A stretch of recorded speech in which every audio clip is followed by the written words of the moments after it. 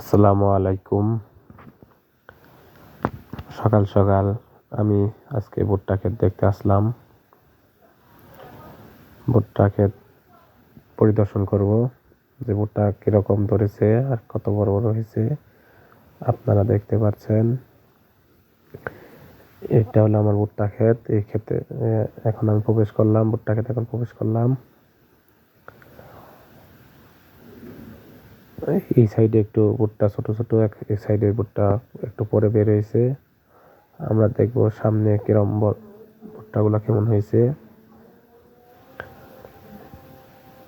যে গাছে নিচে দেখেন মাটিতে কোনো ঘাস নেই।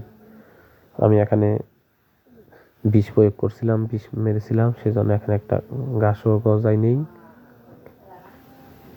আর এই যে আমার ভুট্টা গাছে ভুট্টা, মাশাআল্লাহ ভুট্টাগুলো অনেক সুন্দর হয়েছে, অনেক বড় হয়েছে, অনেক ভালো হয়েছে।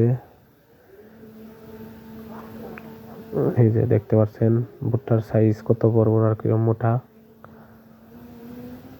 ভুট্টার সাইজ গুলো অনেক সুন্দর।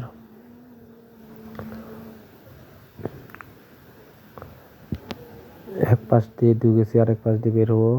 আপনারা দেখতে পাচ্ছেন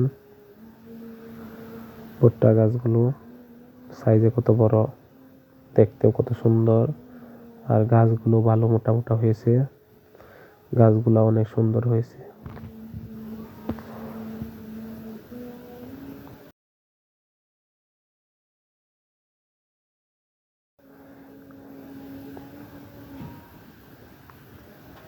যে ভুট্টা গাছগুলো অনেক মোটা মোটা, ভুট্টার ফলন অনেক ভালো হয়।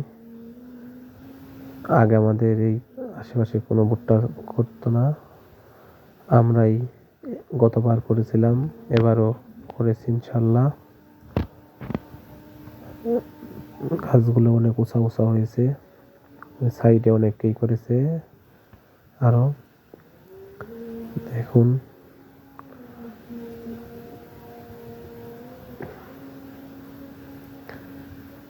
ভুট্টার সাইজ মাশাআল্লাহ।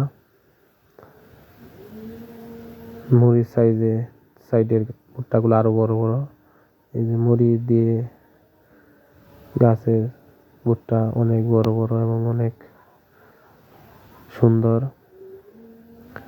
ভুট্টাগুলো অনেক মোটা মোটা। আপনারা দেখতে পাচ্ছেন সাইডে আবার ধান লাগাইছে, পাশে আবার ভুট্টা, এই পাশে ভুট্টা করেছে, এই পাশেও করেছে।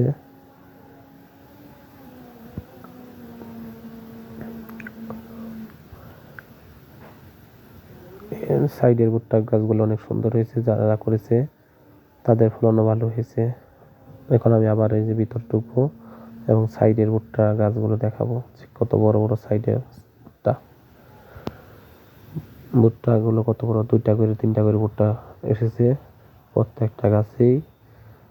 আপনারা সবাই সকলে দোয়া করবেন যেন ফলন যেন ভালো হয়, আরো ভুট্টার দানাগুলো যেন পুষ্ট হয়। দেখুন ভুট্টা গাছগুলো